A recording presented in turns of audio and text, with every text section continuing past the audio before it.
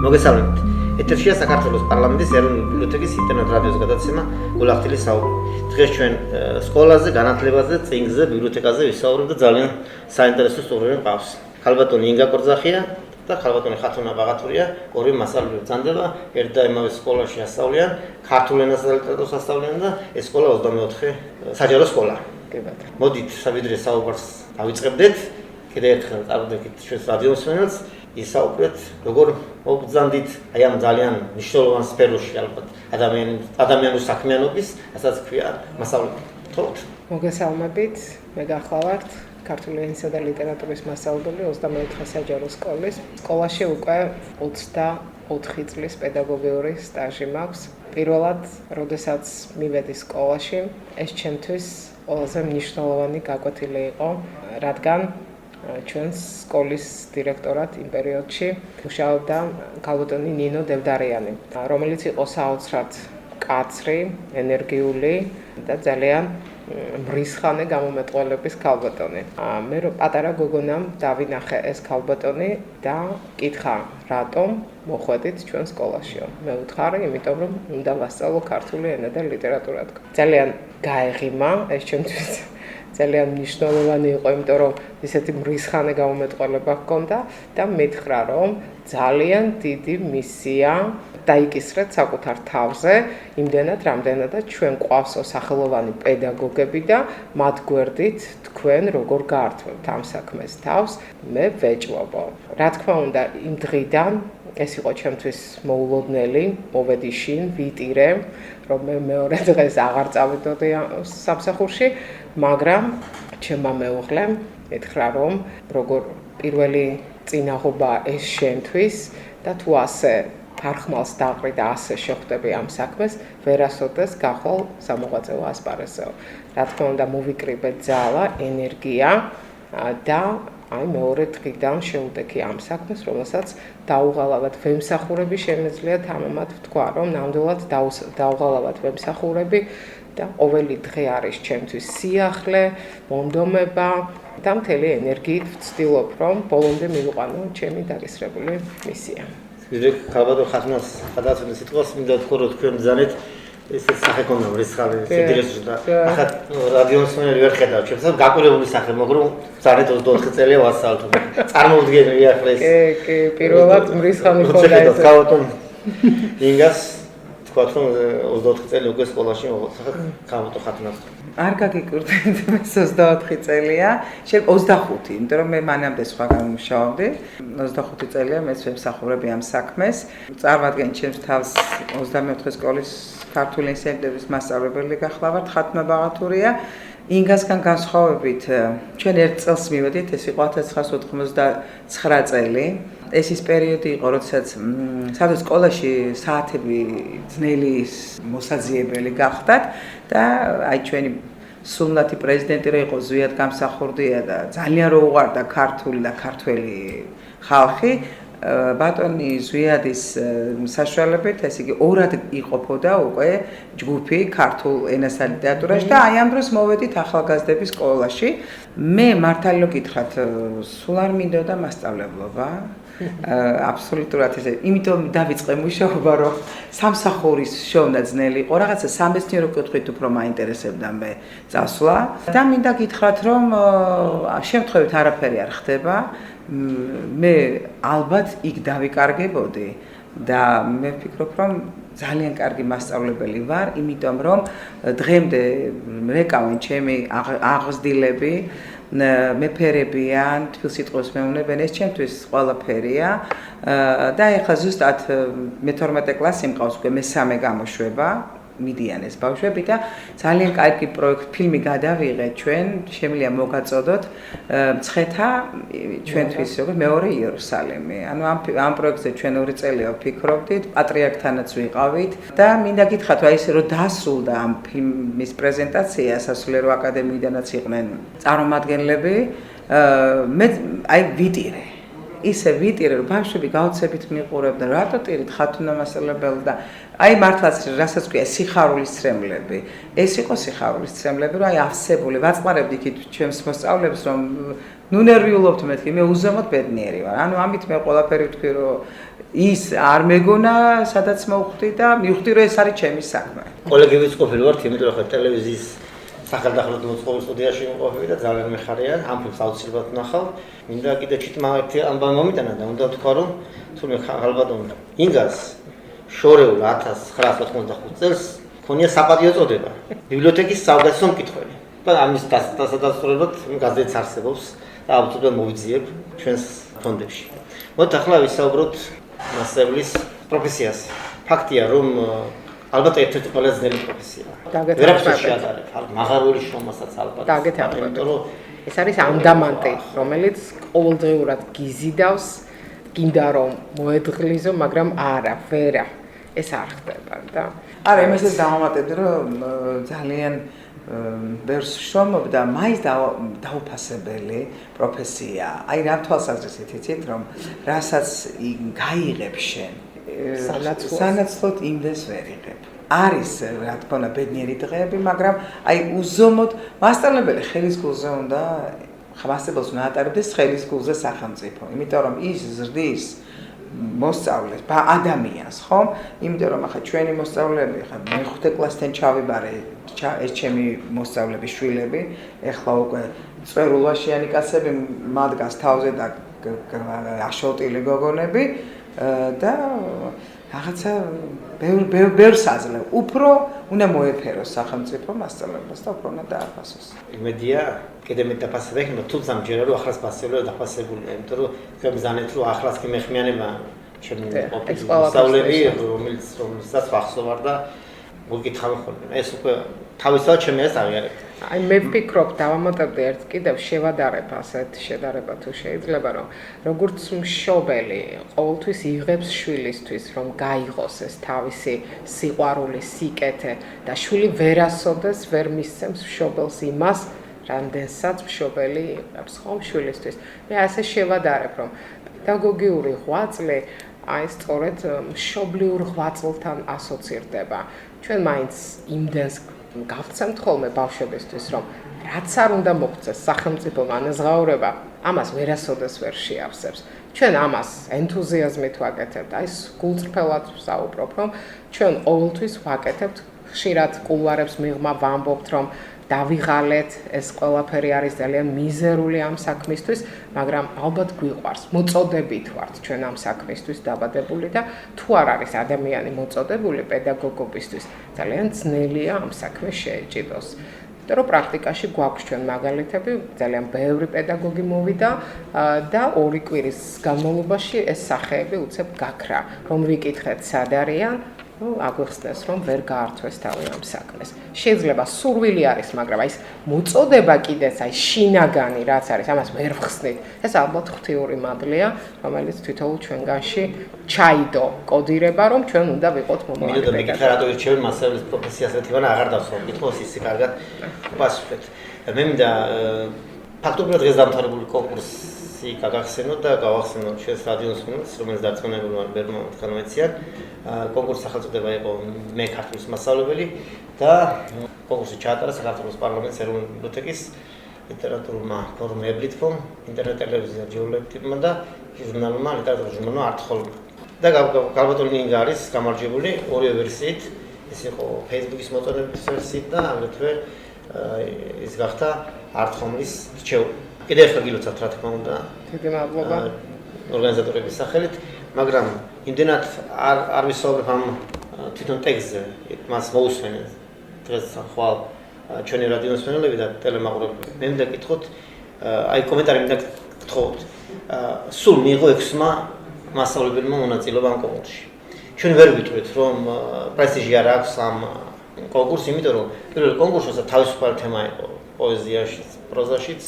დაახლოებით 80 ნაშრომი შემოვიდა. 80 ადამიანის. მე ვადევნებ და აი ამ კონკურსში მხოლოდ 6. როგორ ფიქრობთ, რატომ მიიღო ასე ცოტა მასწავლებელმა ამ კონკურსში მონაწილეობა? დიახ, მოგახსენებთ, რომ რა თქმა უნდა, ეს შეურაცხმყოფელი არავისთვის არ იქნება. უპირველეს ყოვლისა, მასწავლებელი უნდა იყოს შემოქმედებითი. მე ამას დავწერ. შეიძლება სურვილი ბევრს ჰქონდა, მიიღო მონაწილეობა, მაგრამ ეს ძალიან დასაფიქრებელი თემა არის, იმიტომ რომ საჯარო წარდგენა ხდება ამ ნაშრომისა და მინდა გითხრათ, რომ დიდხანს ვფიქრობდი მომეკიდა თუ არა ხელი ამ საქმისთვის, იმიტომ რომ უნდა ვთქვათ, რომ ჩვენ ისეთ შრომაში ვართ და ისეთ ფერხულში ვართ, რომ ალბათონა ხათუნამ დაზინა, რომ არ გვცალია ჩვენ ამ საქმისთვის ჩვენი აი ამ ცხოვრების ორომტრიალში და ამ ფერხულში ჩაბმულებს, მაგრამ ბევრი ვიფიქრე, ღამე მეღვიძებოდა და სიმართლე გითხრათ, უნდა ვთქვა ვაღიარო, რომ ძალიან მომერიდა ჩემი დირექტორის ბატონი გია მურღულიასი, იმიტომ რომ ის იმდენად შემოქმედებითი, იმდენად სიღრმისეული ადამიანი არის, რომ ჩვენ კიდეც ვუთხარით, რომ გვეშინია ბატონო გია თქვენს ფონზე ჩვენ ამ საქმეს მოვკიდოთ ხელი და გაეღიმა მას და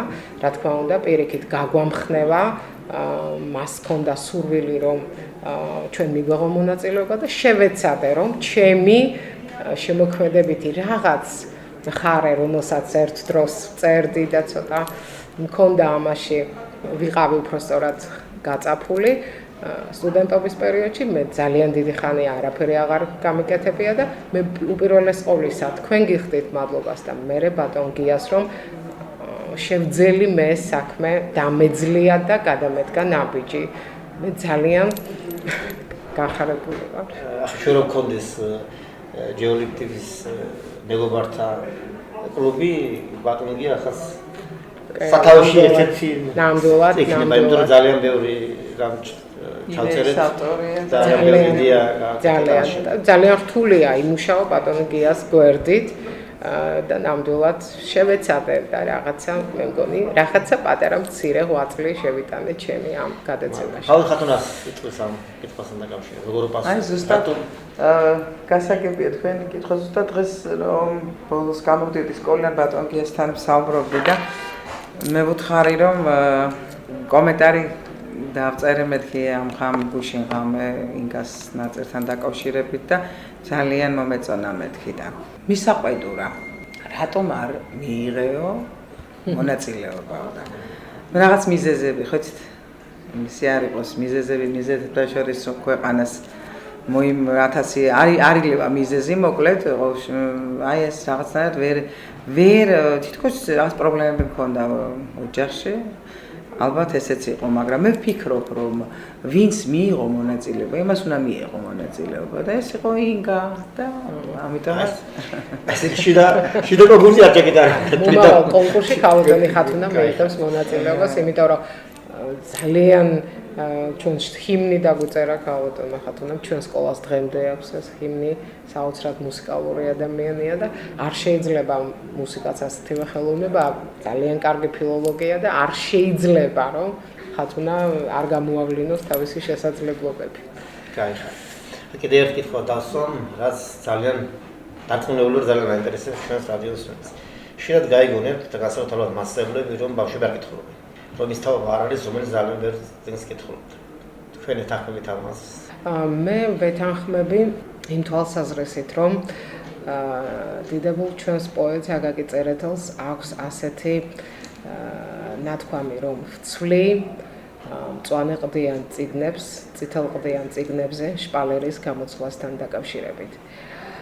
ასევე ჯემალ ქარჩხაძის სტატიაში არელი ასეთი გაზეთი დაბეჭდილი იყო, როგორ ამოვაფარეთ ჩვენი კლასიკა მინებს და მუზეუმად ვაქციეთ ეს ყველაფერი და ძალიან ტკივილით ამბობს ჩვენი აც განსვენებული ბატონ ჯემალი, რომ ახალგაზრდობა მოწყდა ამ სფეროს და კითხვა, რომელიც გადაარჩენს ადამიანს, მე ასე ვფიქრობ, მახსენდება ასევე სიტყვები მახსოვს გრიშაშვილის თუ ნონეშვილის, რომ მიყვარდა კითხვა და წიგნს ახავდი თვალის ჩინად, მიყვარდა კითხვა და ამ კითხვამ გადამარჩინა. აი ეს გადარჩენა ჩვენს თაობას ძალიან უჭირს იმ თვალსაზრისით, რომ რა თქმა უნდა მე არ ვსაუბრობ მოძველებული ადამიანის კუთხიდან, რომ არ ვცემ პატევს ამ კომპიუტერულ სისტემას, მაგრამ კითხვა აბსოლუტურად სხვა რამ არის, ისევე როგორც კულტურა და ცივილიზაცია. მე მაინც ვაფასებ, როგორც უფრო შედარებით ბიბლიოთეკაში მოსიარული ადამიანი, რომ წიგნით უფრო სხვა სიამოვნება, ვიდრე ის, რომ კომპიუტერული სისტემით აი ამ გამზადებულ, მზამზარეულ ინფორმაციას ისმენს ჩვენი თაობა.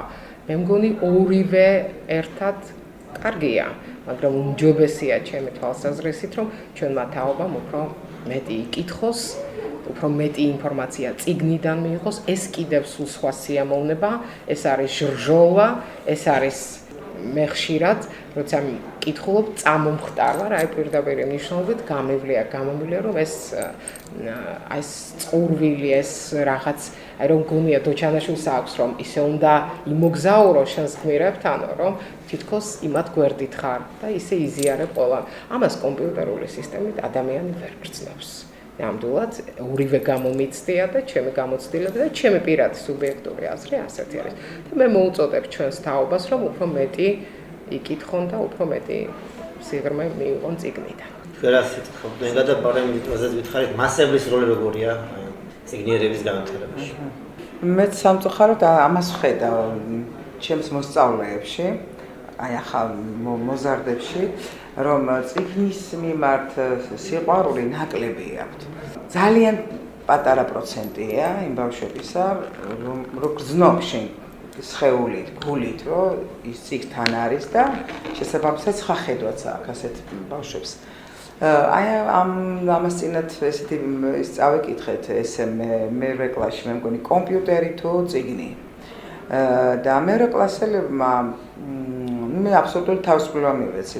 მაინტერესებდა თვითონ ძალიან კარგად ფლობენ ამ კომპიუტერულ ტექნოლოგიებს და ტექნიკას და ჯერ ამბობდნენ ტექსტის წაკითხვამდე რომ აუცილებელი მთავარია კომპიუტერი, მაგრამ როგორც კი წაიკითხეს, აღარ მახსოვს ვიღაცის ავტორი უცხოელია, აღიარეს რომ ეს მართლაც ასეა. მე ვცდილობ რომ მთელი ეს მერვე კლასის დასაწყისში იყო ეს შემოთავაზებული ესე და აი მეუბნები რომ სად კომპიუტერით რაღაცას რომ იგრძნობდი, აი მაგალითად ახლა გავდივარ ბაშიაჩუბს. თან ის ძალიან ისე ჩაეფნენ ამ ტექსტში. და ეს რა დროს ჩემ გასაჭირზე ალაპარაკი, როცა ქვეყნის გასაჭირია და რაღაცა. აი რას გრძნობთ მეთქი და ერთი ძალიან ხუჭოშ თმიანი ესეთი აი ტიპიური ქართველი რა. სპანდერაშვილი ნუგზარი. დაამბურძგლავ მას, დამაჟჟოლა. აი ეს არის მეოთხარი კომპიუტერში შენ ამას ვერ იგრძნობ და აქ რო წაიკითხე, სხვა არის. იქ ხარ რომ წაიკითხეს, მოიძიეს მასალა რომ ბიზინა ჩოლოყაშვილს რა გაუკეთებია და რა გადაიტანა შალვა და მელისბარგის ერისთავები და საერთოდ ეს კიდაც მანამდეც ეს ბარათაშვილი იკითხეს, მიხვდნენ ესენი, მაგრამ მე რა მგონია იცით რომ დრო გავა ამათ ახლა ეფექტია აქვს ამ კომპიუტერს, Facebook-ი, იქ რაღაცა სულ ჩაფულებიან ამ ბავშვი. რა თქმა უნდა, მე მშურს მათი ხოლმე კეთილიშურით, რომ ეს ყველაფერი იციან. მაგრამ მე ვფიქრობ, რომ დრო იქნება საჭირო იმისათვის. აი მაგალითად მე-12 კლასელებში ვატყობ, რომ უფრო მეტი კონტაქტები აქვს მე-11-ში, უფრო მეტად აინტერესებთ კიდე წიგნი და რაღაც ვიმედოვნებ, რომ საბოლოოდ მიხვდებიან, რომ წიგნი არის მთავარი და მეორე ხარისხოვანია კიდე კომპიუტერი. და კითხვა დასმა. ძალიან მოდაშია ადაპტირებული წიგნები. თქვენ როგორ ფიქრობთ, რამდენად საჭიროა ან არასაჭიროა ეს გააკეთოს ადამიანებმა, რომ ადაპტირებული ტექსტები წაიკითხოთ. იქნებ უფრო შეუვარდეთ მე კითხვაც და შემდეგ მოძებნოთ რა ტექსტები. რას ვაფუჭებთ? აი ბატონმა გიამ სხვათა შორის 2 წლის წინ იყო მე მგონი ესეთი პროექტი განახორციელა ძალიან დიდი წარმატებით, ესე იგი კლასიკა არჩია ასაკის მიხედვით ალბათ ახლა გემოვნება ბატონების საფასტივი გემოვნება აქვს და ნაწარმოებები მოკლე შინაარსები, ისე რომ მაგალითად მიზანიც ეს არის რომ იოლად წააკითხოს ადამიანმა ეს და რაღაცნაირად მე უფრო დაინტერესდეს, მოტივაცია გაუჩნდეს, რომ ახლა მე უფრო მაინტერესებს. ორტომეულია ხო ეს? ორტომეული. არა, ეს ორტომეული. ადაპტირებულის კი ორტომეული. და ძალიან კარგია, მე ვფიქრობ, რომ ჩემი შვილის მაგალითზე, რომელსაც ძალიან ეზარება კითხვა, მე-12 კლასელია ჩემი შვილი და ვაჩვენე მთლიანი ნაწარმოების მოცულობა და ეს ძალიან მაგარია, ეს ორი ფურცელი მოეწონა მთელი წინი კითხოს. მაგრამ მე რო ვკითხე, რომ ის არ გაინტერესებს იქ რა არის მეთქი, რაღაცნაირად ისე თქვა, რომ კი, ძალიან საინტერესოა, მე ანუ მაინც გაამართლებს ეს ყველა ვარიანტი. კარგია. როდის ხდება რომ ხდებით აი ეს ადამიანი გახდება მასწავლებელი. ასეთ რამ მქონია თქვენ სტუდენტების მოსწავლეებს შორის, რომ იცით რომ აი ეს ნამდვილად იქნება ქართულის მასწავლებელი. და იქიდან ხო არ ვიწყებთ სწავლებას როგორ ასწავლოს მე. ხდებით, იმიტომ რომ ხშირად მithქვამს ხოლმე ჩემი სტუდენტები, აბიტურიენტებისთვისაც, მოსწავლეებისთვისაც, რომ აბსოლუტურად სხვა ფაკულტეტზე უნდათ ჩააბარონ. და ისეთი ნიჩს გამოავლენენ ხოლმე აი ამ ნაწერში, რომ მქონდა პრაქტიკაში ასეთი შემთხვევა, რომ ბავშვს, რომელსაც უნდოდა რომ და ჩაებარებინა ტექნიკური განხრით, ბოლო წუთს გადაიფიქრა და ესე იგი არა მარტო ის რომ ჰუმანიტარული გზა ირჩია, არამედ არჩევითი ლიტერატურაც მოინდომა რომ ჩაებარებინა და არაჩვეულებრივად გაართვა ამ ყველაფერს თავი. რა თქმა უნდა, ქართულის მასწავლებელი ხდება ვინ ხელოვანია და ვინ ხელოსანია. რა თქმა უნდა, ამაში პედაგოგს ძალიან დიდი ნიჭი აქვს. ამოიცნოს ბავშვი არის ამ გზით, ამ კუთხით იაროს თუ უბრალოდ სხვა კუთხით წავიდეს. ნუ ხა რაც შეიძლება პედაგოგობა. პედაგოგობა მე წეღანაც ვთქვი და ახლაც დავძენ რომ პედაგოგი უნდა იყოს მოწოდებით. ამის გამოკვეთა ცოტა რთულია. თუმცა ხშირად ბავშვები თამაშობენ ბავშვების ასაკში, მე მასწავლებლობა მინდა ვითამაშო და ასეთ ნიჭს ავლენენ ხოლმე, მაგრამ შნო ახლა ცხოვრება ესეთი ასპარეზია, ვის როგორ რა მიმართულებით რა კუთხე წაიყვანს, ცოტა რთულია ამის. პედაგოგობის განსაზღვრა ცოტა რთულია. ნუ პირველი სკოლისა, ახლა ჩემ მაგალითზე თუ იტყვი. მე მაგალითად ასე მგონია რომ ჩემი მასწავლებელი ჩემში მე ძალიან კარგი მასწავლებელი მყავდა ქალბატონი ნუნუ კილტავა ძალიან ძლიერი პედაგოგი იყო და ის ვერასდროს ვერ ფიქრობდა რომ მე მაგალითად ვერ გავხდებოდი მაგალითად მასწავლებელი ეს რაღაც მე მგონი უფრო მე ყალიბდები და ერთი რამეა აი თავარი რა თქმა უნდა ეს საგანი კარგად უნდა იცოდე და მეორე რომ ერთი იცი და მე როგორ გადასცემ მაგრამ პირველ რიგში უნდა გიყვარდეს ბავშვი აი ეს არის აუცილებელი პირობა, რომ იქ ცელკი, აუცილებლად ცელკი იქნება, აუცილებლად ვიღაც მოუსვენარი იქნება, აუცილებლად ვიღაცა რაღაც სხვა თვისება იქნება ისეთი, რომელიც გაღიზიანებს, მაგრამ უნდა გიყვარდეს ბავშვი და სულ უნდა გაოცებული იყო. სულ უნდა უთხრა, რომ რას ლაპარაკობ? აი ეს აღმაფრენა უნდა გქონდეს და თუ შეძლებ, კარგია. მოდით ახლა სკოლა და ბიბლიოთეკა ამაზე უნდა ვისაუბროთ, იმიტომ ბიბლიოთეკაში ვართ. და საერთოდ სკოლა, ბიბლიოთეკა უსკოლოს რაღაც ძალიან არ გამოვარს. სკოლაში თუ გაქვს ბიბლიოთეკა? გვაქვს და ძალიან საინტერესო. პირველად რომ მოგზავნდა ბატონი გია, მისი პირველი სურვილი და ინტერესი ამ საკითხთან დაკავშირებით იყო, რომ ბიბლიოთეკა უნდა გამრავალფეროვდეს, გამდიდრდეს და უამრავი წიგნი შემოიტანა ჩვენს ბიბლიოთეკაში და ძალიან მართლა საინტერესო ბიბლიოთეკაა ჩვენთან. ისე რომ ბავშვებს თუ უნდათ რაიმე მეცნიერული თვალსაზრისითაც ისე საკითხავი ლიტერატურაც საკმაოდ მოგვეპოვება და კარგი წიგნები შორის. თუ არა თავს რომ კარგი კითხვები მზადდებთ და საერთოდ რა ისე კარგი კითხველობა. მე მახსენდება ოთარ ჩხეიძე, მას აქვს კარგი მკითხველი, გაალტიონიც მახსენდება. კარგი მკითხველი ცოტა რთულია. კარგი მკითხველი ამბობს ოთარ ჩხეიძე, კარგი მწერლის სტოლფასეო. რა თქმა უნდა, ჩვენ წერალი ფასდება მკითხველის თვალსაზრისით, როგორ განაჩენს გამოუტანს მკითხველი მწერალს. ძალიან ძნელია იყო კარგი მკითხველი და არ იყო გადამკითხველი. ვცდილობთ, აი დრო ძალიან ცოტა გვაქვს ამისათვის. ხან წყურია და ერთმანეთთან გვისაუბრია ტელეფონზე, აი როგორ მენატრება, აი ახლა დავჭდე და რაღაც ვიკითხო. არ არის ამის საშუალება ჩვენი ცხოვრებიდან გამომდინარე, მაგრამ ეს არ არის საბუთი გამართლებისა.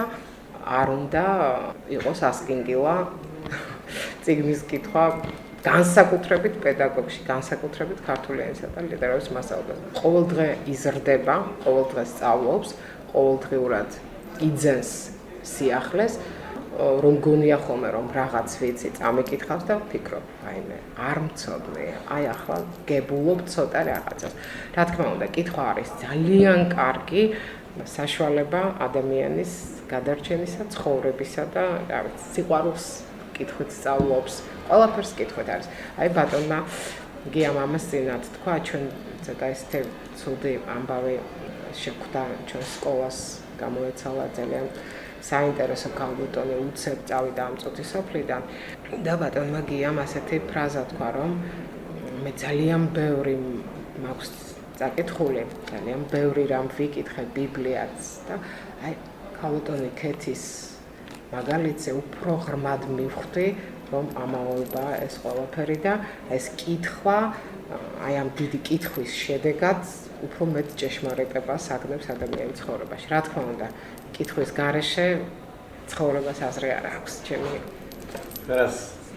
მე დავამატებდი იმას, რომ კარგ მკითხველად უნდა ჩამოგაყალიბოს დრო. დიდი ბედნია. მე ვფიქრობ, ის ადამიანია უზომოდ ნიჭიერი, რომელიც მაგალითად 20 წლის ასაკისა იქნება კარგი მკითხველი. მე არ ვიყავი კარგი მკითხველი 20 წლის რო ვიყავი.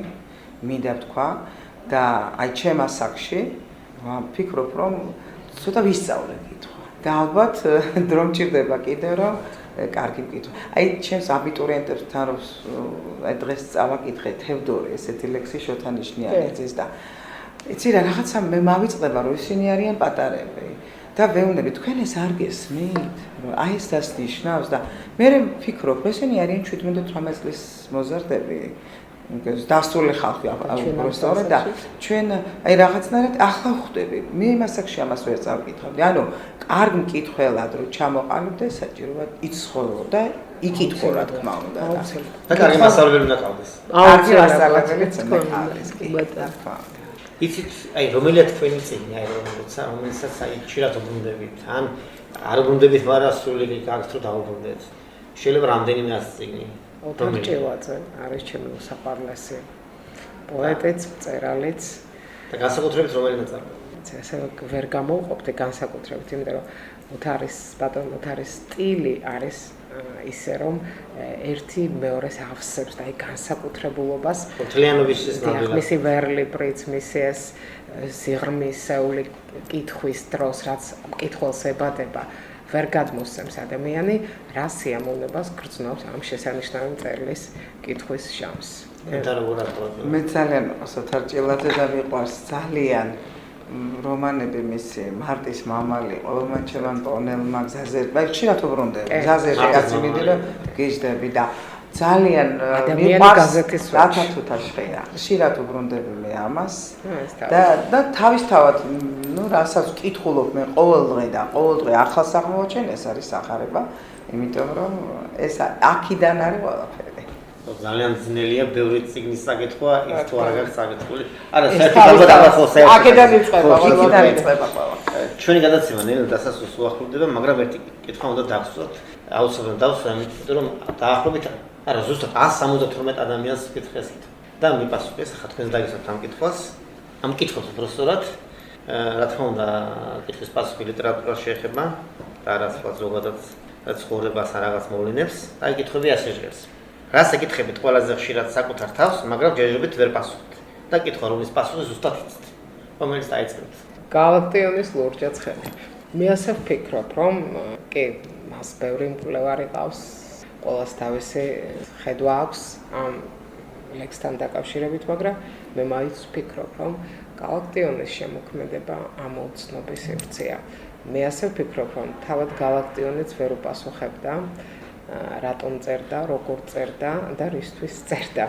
ალბათ მას მე მახსენდება ასეთი ჩანახატი მისი დღეურებიდან, როდესაც ის ნასვამ მდგომარეობაში იმყოფებოდა, მიეძინა ბარათაშვილის ხიდზე და ის გაძარცვეს არა იმ თვალსაზრისით, რომ იცნობდნენ გალაქტიონი იყო უბრალოდ ასე გახადეს ფეხთ ტანთ და როდესაც მოვიდა გონს პოლიცია შემოესია მას და უთხრეს რომ ბატონო გალაქტიონ თქვენ არ გაქვთ კოსტუმი ეს თქვენ ამას თავი დაანებეთ და ლექსებიც მოგპარესო ასე უთხრეს ასე თქვენ ფეხსაცმელი და კოსტუმი მომიდანე და ლექსები რამდენიც გინდათ ერთენი იქნება აი ამ ადამიანს ალბათ როგორ წერდა როგორ კარნახობდა სულიწმინდის მადლი როგორ ივსებოდა ეს ადამიანი ამოცნობია მე მაინც ვფიქრობ ჩვენ კი ვცდილობთ რომ ბავშვებსაც გავაგებინოთ მაგრამ მე ხშირად დამისვახ ჩემი თავისთვის კითხვა ამდენი ხნის ლიტერატურის მასწავლებელი ვარ რომ ლურჯად ცხენები კი ბატონო თავიდან ბოლომდეც იკითხება ბოლოდან თავამდეც ჩემთვის მაინც ვამბობ ხოლმე რომ ეს არის ის რაც უნდა უთხრა და აუხსნა ეს მეც რომ არ ვიცი აი არის ასეთი რამ რასაც ვერ ამოვხსნით რასაც ვერ ვიგებთ ასეთივე შთაბეჭდილება მრჩება მერნის ახსნის მომენტშიც ბარათაშვილის კი ძალიან კარგი კვლევა აქვს ამ ლექს მაუცებს გერონტიკი კოძის ასეთი კვლევაც მაგრამ მაინც ვფიქრობ რომ ეს მხოლოდ ბარათაშვილმა იცოდა რა იყო და როგორ იყო მერნის ისტორია შეიძლება მანაც არ იცოდა. მაგრამ ზუსტად იცი რომ ორივე ლექსი რომელიც თქვენ ძალიან მაგარი. შედარება არაფერთან არ აქვს. და შეგვიძლია შევადაროთ როგორც ლიტერატურის მასწავლებელი გულახდელად, რადგან გულახდელი საუბრებია, ასე მიმაჩნია რომ ჩემთვის ჯერჯერობით დაუძლებელია, კი ბატონო ვასწავლით, გვესმის, ვკითხულობ სხვადასხვა მოსაზრებებს, მაგრამ მე სიღრმისეულად არ მესმის. ის რაც უნდა მესმოდეს. რაც შეეხება ხა ინგას საუბარი დაიწყო გალაქტიონის შესახებ და ეს ადამიანი თავდაბოლომდე ამოუცნობია. გავაგრძელებ მე მაგ თემას და მახსენდება ხა ლექსი სილაჟვარდი ანუ ვარდის სილაში. ჯერ სათაური თვითონ. მე ეს დამოკიდებულებები, მე ღვთისმშობელთან ეს ერთგვარად გამული დიალოგი. მე რო ხვდები რომ ეს ხო რაღაც ხდება ამ კაცში, აი გემღრევა სისხლი, რა დღეშია თვითონ გალაქტიონეც. იგივე ქებათა ნიკორწმინდას ეს რაღაც რას აკეთებს სიტყვით როგორც ჩუქურთმა მინახავს მე ნიკორწმინდა და გაოცებს რომ ქვა როგორ არის ესეთი ჰარმონია შეთვალწინ აი ამ კაც შეუძლია ეს გააკეთოს მაგრამ ბოლომდე მე მაინც არ მესმის ისევე როგორც აი ხა ვეფხისტყაოსთან ზუსტად დღეს პრეზენტაცია მქონდა მე-10 კლასელებთან რამდენი წელია ვასწავლეთ რამდენი წელი ვისწავლე სკოლაში უნივერსიტეტში ვასწავლე რაღაცა თითქოს რაღაც მომენტში აი ბავშვებსაც არ უნდა მომდე ამ სიტყვას მაგრამ აი მოკირჭდებათ ხოლმე იმიტომ რომ არ ვაწუხებთ ბავშვებს ჩვენ ძველ ესე იგი ადრე ხო საზაპიროებს გთხოვდნენ რაც აუცილებელი მაგრამ აი რაღაც მომენტში რომ დასრულდა თითქოს აი იმიტომ რომ დიდი მოსულობის ტექსტია და გაგრძელდა დიდხანს და ამ გასახულზე რომ დავასრულეთ ესე იგი აღნიშნეს ეს პრეზენტაცია და რა თქვეს იცით რომ აი სულ გეჩქარებოდა რომ დამთავრებული იყო და ეხლა ძალიან გული წვევა რომ დამთავრდა და ისე კარგად წარმოაჩხაშეს ბატონი გია დამესტრეკუშინ გაკვეთილზე სულეთ შემთხვევით ისე შემოვიდა იმიტომ რომ რაღაც ლექციას ჩაატარეს ბატონი გია 23-ში ვაფხისტყაოსანთან დაკავშირებით და მე რო ვკითხე რატო შემოხედეთ მეთქი ესე ბატონი გია მეთქი და აი მაინტერესებდაო მე ბავშვების აზრება ინტერესებსო და ძალიან მაყოფილები ანუ ვაფხისტყაოსანიც ამოუწურავი თემაა გონია რომ იცი მაგრამ საბოლოო ჯამში აი ის რაღაცა კითხვის ნიშნები რჩება და ასეც გენიალურს ყოველთვის უჩნდება ბოლოს კითხვის ნიშანი ჩვენი გადაცემა დასრულდა კიდევ ერთხელ ღუმეს მადლობას მოგახსენებთ სტუმრობისთვის კიდევ ერთხელ გილოცავთ ხავდოინგა კონკურსში გამარჯვებას დიდი მადლობა და მინდა რომ ეს საუბარი სკოლის შესახებ მასწავლებლის შესახებ ბიბლიოთეკის შესახებ ამ ეთერში ხშირად იყოს და ავდეს ისეთი სტუმრები როგორც დღეს ძალებით კიდევ ერთხელ მადლობა გაიხარით